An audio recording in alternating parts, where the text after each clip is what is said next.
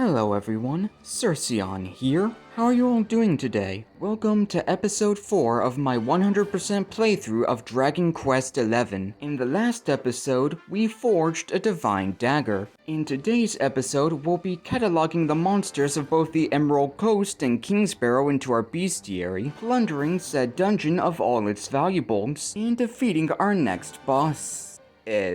With all that out of the way, let our adventure continue. Upon exiting the mango grove, we arrive in our hometown of Cobblestone only to learn that the King of Heliodor repossessed our entire village as recompense for Eric and I's rampant tax evasion. Luckily, the one thing King Cornelian failed to repossess was this chest in the dilapidated church, which contains the recipe for a Templar's uniform. Before progressing the story, I made sure to head back towards the Heliodor campsite to grab a chest containing a life seed which I missed on my initial visit. Whilst at the campsite, I forged a +3 Templar uniform for Eric before trying my luck with swiping some bunny tails off the local bunnicorn population. We ended up making off with a grand total of 3 bunny tails before setting off for the Emerald Coast, coming across a chest along the way containing 5 perfectionist pearls. Within the sub-area known as the Cobblestone Falls, we're able to pick up a jug of fresh water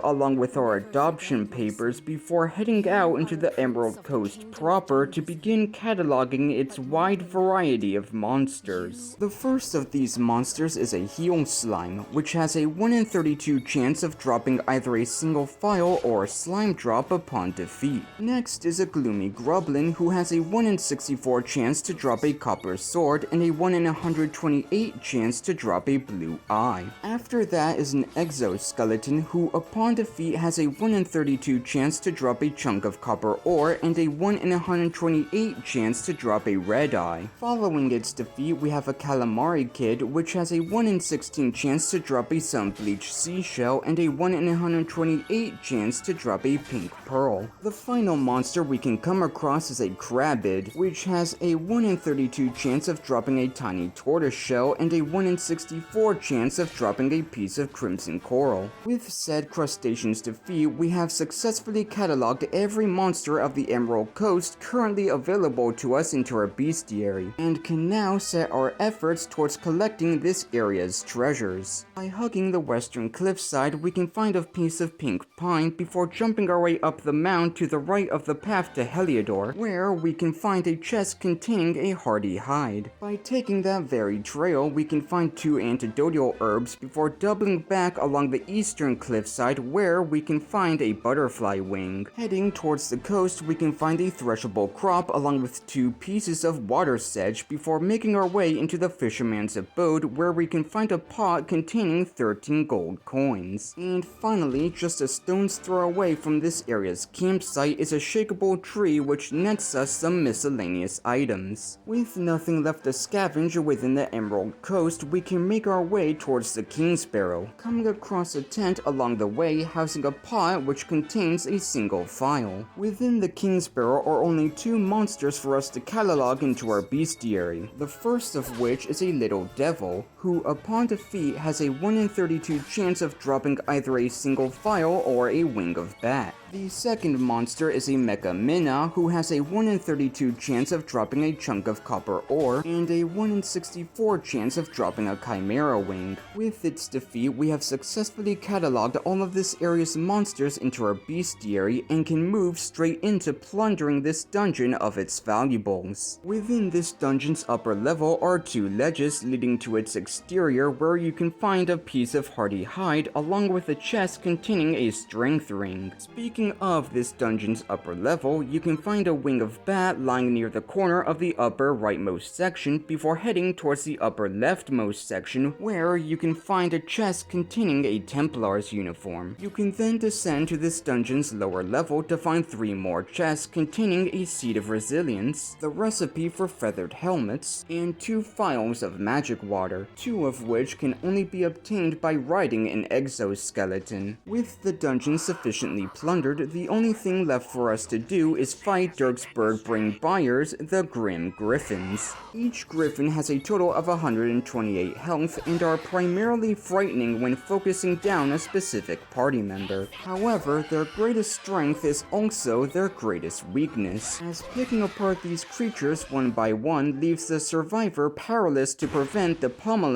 coming its way. With the Grim Gryphon's defeat, we're finally able to acquire Eric's MacGuffin. However, our celebrations are cut short as we get hunted down by Heliodor's finest tax collectors shortly after exiting the Kingsbarrow. We manage to barely slip by the door of departure before it closes, leaving us locked on the other side. But that's where I'll be leaving things for now. Our ending stats for today's episode are 33 monsters catalogued in the bestiary, 21 accolades earned, which I'll show here for those of you curious, and a still pitiful amount of progress made in our itemary, which will only grow as time goes on. If you made it to this point in the video, then thank you so much for watching. Take care, and have a great rest of your day.